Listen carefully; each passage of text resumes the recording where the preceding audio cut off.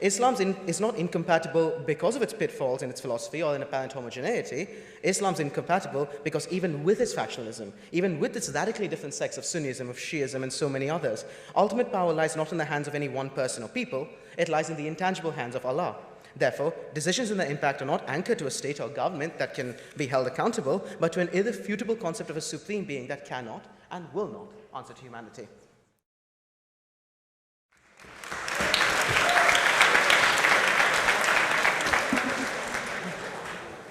That took a while, huh?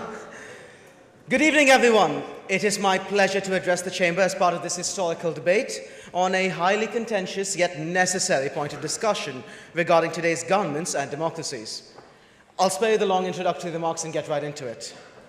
I posit this thought experiment to make you understand what the base of the conflict between Islamic and democratic values is. If you believe in the theory of multiverses, then several universes exist in parallel. Some interact with others, and some exist isolated and separate from their influence. This applies to all societies, and democracy can be imagined as the overarching multiverse.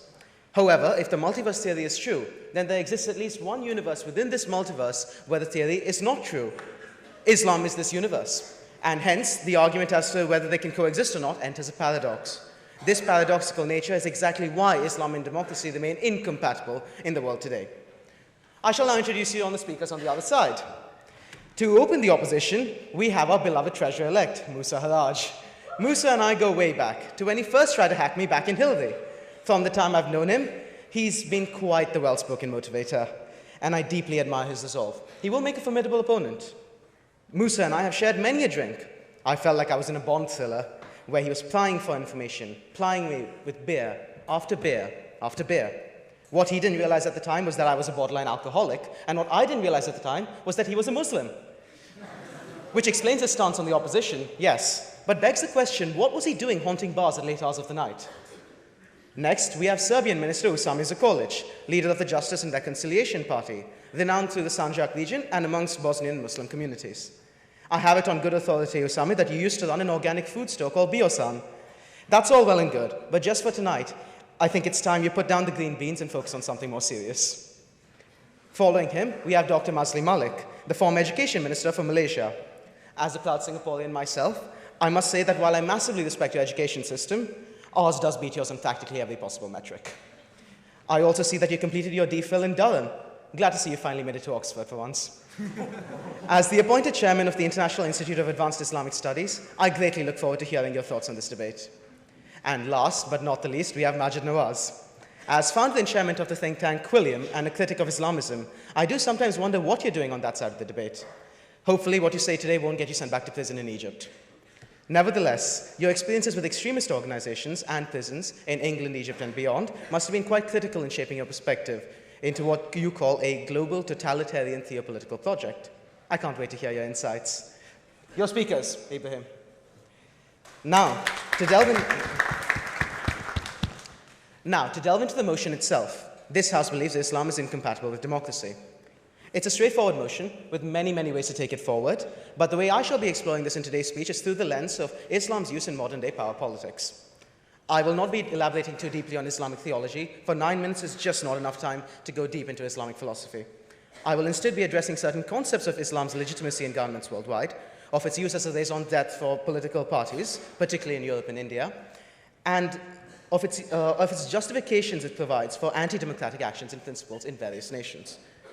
So critically, the argument I will set out in this debate will focus on the incontrovertible fact that Islam and democracy are two irreconcilable concepts due to the fundamental principles via which they exist and operate when it comes to the approaches to governance and primarily accountability. The crux of the argument is Islam as a religion and democracy as a principle are incompatible on the basis of authority.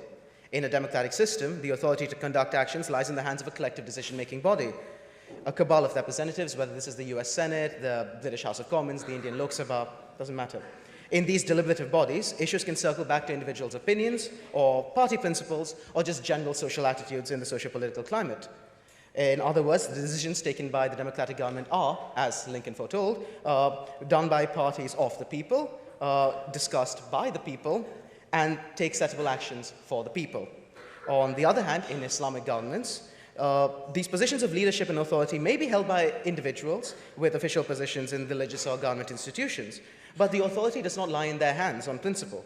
These individuals are just voices for what constitutes the word of God. Put another way, Islamic government, even one upholding democracy and allowing the representation of alternative groups and factions, does not make decisions based on a rational proportional measure of choice. Rather, it anchors decision-making to the concepts and virtues highlighted in the Quran and other religious texts, and allows interpretations of Allah's will to dictate the final say in any matter. So the issue here arises when you anchor this to an incorporeal being. The issue in this debate is not whether God exists, so I'm not going to adopt that reasoning to explain myself. Rather, I shall explain it as a means by which governments may absolve themselves of accountability by associating the decisions they take with the will of a higher being whose judgment cannot be questioned. Iran, in particular, is a good example of this. In the 50s and 60s, in Mossadegh's time, British and American influence hindered Iranian democratic processes, and this was only exacerbated after the Shah Reza Pahlavi was deposed in favor of Khomeini's Islamic Republic in 1979. Iran's Islamic theocratic government has time and again conducted actions that can be seen as anti-democratic. From the exclusion of women in positions of power, to the imposition of the hijab and veil, to the controversies with Ahmadinejad's elections in the early 2000s. This does not even align with the core tenets of Islam. Yet too often has the Islamic supreme theocracy dictated the parliaments and dialogue of the people of Iran, where Khomeini, Khamenei, other demagogues who claim to be the representatives of the ultimate authority on earth, the will of Allah, despite reinterpreting Quranic teachings for their own purposes. They have suppressed protest. They have limited opportunity, particularly to people belonging to groups that do not conform to the Islamic ideal, from women to members of the LGBT+ community, to ethnic and religious minorities in what was once one of the most diverse countries in the world. Furthermore, this is a problem that my own home country of India has seen since early modernity. Mughal Emperor Akbar's universal policy of peace, his Sulh-i-Kul, may indeed have been revolutionary for his time, but even so, the women and minorities of his court could hardly operate outside the shadows. I mean, who was Birbal, truly, more than a mere courtier who relied on his wits, his legacy as a children's tale to maintain political relevance and shape a narrative of false inclusivity? Islam as the religion of peace is another debate entirely, but I will attest that the only time in which peace and democracy are truly synonymous is in Star Wars. Even with a peaceful, tolerant version of Islam as suggested in the chapters of Mughal history and Indian history books, democracy is but a faraway concept that the ruling powers would scoff at. Democracy is a sophisticated framework with so many mechanisms to ensure that there's fair representation of all people in the country. Democracy ensures that decisions taken impact people in what is seen as the most positive way overall. I'm not going to go too deep into this because this is Rousseau and Mill, and that's my stuff for my tutorials. But democracy at its heart is messy, it is flawed even when it's full, and it fails very, very often. Islam is not incompatible because of its pitfalls in its philosophy or in apparent homogeneity. Islam's incompatible because even with its factionalism, even with its radically different sects of Sunnism, of Shiism, and so many others, ultimate power lies not in the hands of any one person or people, it lies in the intangible hands of Allah. Therefore, decisions and their impact are not anchored to a state or government that can be held accountable, but to an irrefutable concept of a supreme being that cannot and will not answer to humanity. Okay, now I'm sure this next point is going to turn a lot of heads and not very kind ones, but it's one I feel must be addressed when considering the concept of Islam in democracy. Democracy is, at its heart, fundamentally an inclusive, diverse, and tolerant ideology that promotes discourse amongst people with vastly different value sets. It allows for the proportional representation of every group in the country, no matter their background, and in collective decision-making. But Islam, at its most fundamental basis, set out in the Quran and supporting texts, does not. It is inherently missionary. It seeks to convert or proselytize all people of this world to Islam. Now, some may argue against me once again, stating that this is not what Islam calls for. The only truth is that this concept is integral to Muslim scholarly research and has order. Of course. Conception since 610. Nevertheless, a core part of its doctrine does indeed believe non-Muslims to be infidels, non-believers in the standards they set out, doomed to an eternity in what can only be described as a Muslim conception of Dante's Inferno. Now, I'm a Hindu myself, South Indian, and I do not fancy an eternity in a bubble bath of flames in the sixth circle of hell, just because I heard a statement and disagreed with what someone may suggest was the word of Allah.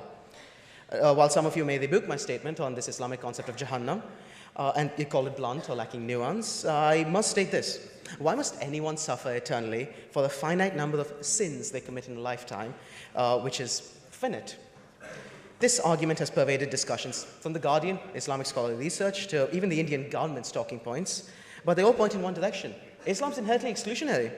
Islam's core principles serve to exclude those who do not conform to its religious umbrella, and sometimes even marginalize those belonging to second-class groups within countries. And thus, it's made it inconciliable with any Western model of government or authority. For whether it is approached politically or not, the inclusion of Islam into a model of human freedom cannot allow for the coexistence of a pluralistic, fair democracy. I also had a bit on populist to say, but I think I will avoid that for now, given that we're running short on time. But frankly, do consider this statement.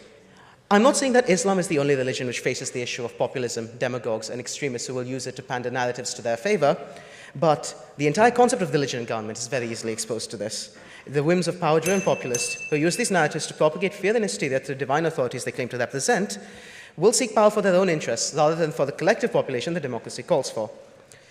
Democracy is factional and federalist in nature, and as Hamilton and Jay wrote, doesn't just promote but needs dissenting voices to function in its truest, most sophisticated form. Just let me conclude, this won't take more than 10 seconds.